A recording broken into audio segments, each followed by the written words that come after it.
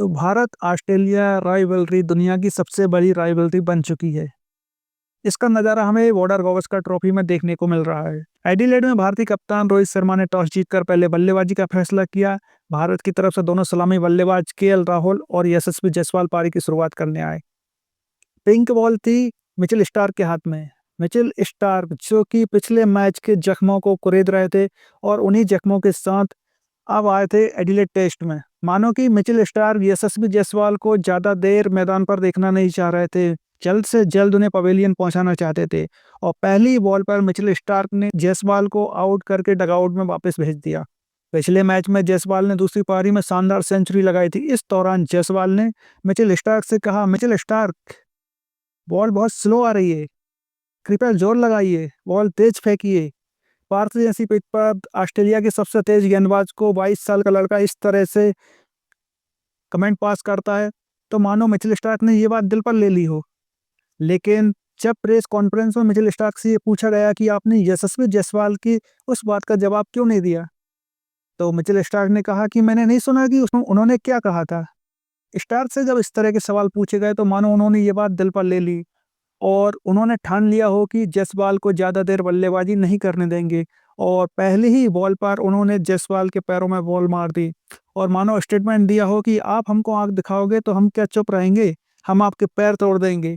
और वही किया, मिचेल स्टार्क ने जायसवाल के पैरों में बॉल मार दी और एम्पायर की उंगली थी।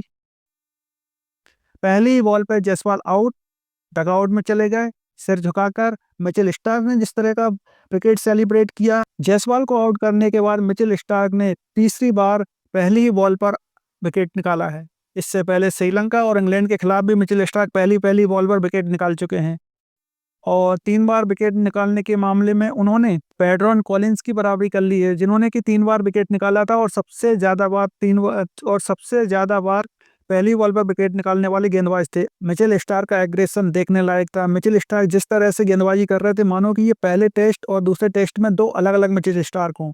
एडिलेड में मिचेल स्टार्क ने 50 विकेट पूरे किए हैं। इससे पहले गावा में उन्होंने 47 विकेट अपने लिए थे, लेकिन सबसे ज़्यादा मिचेल स्टार्क ने एडिलेड में अपने 50 विकेट पूरे किए हैं। मिचेल स्टार्क ने 54 टाइम पहले ही ओवर में विकेट निकाला है और सबसे टॉप पर हैं वो। उनके बाद इंग्लैंड के जिम्मी एंडरसन 52 विकेट लेकर इस सूची में दूसरे नंबर पर हैं, जबकि श्रीलंका के चामुंडा बास ने 44 विकेट पहले ओवर में निकाले हैं और वो इस सूची में तीसरे नंबर पर हैं।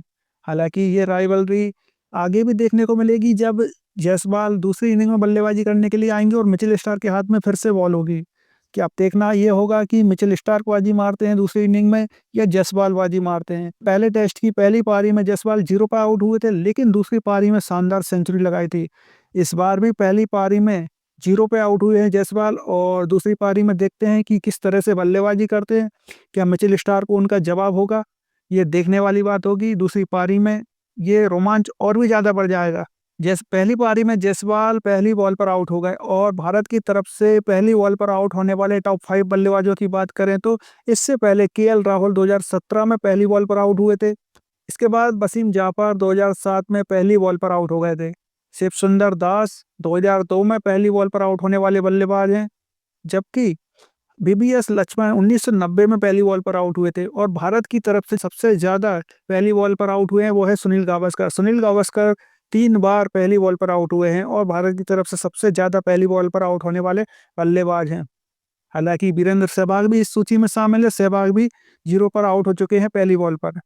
लेकिन दूसरी पारी में अब देखना होगा कि जायसवाल किस तरह से बल्लेबाजी करते हैं। क्या स्टार्क को इस पारी का जवाब देंगे या मिचेल स्टार्क और जायसवाल राइवलरी हमको आगे कंटिन्यू देखने को मिलेगी। आप मिचेल स्टार्क और जायसवाल की इस राइवलरी को किस तरह से देखते हैं, बताइएगा।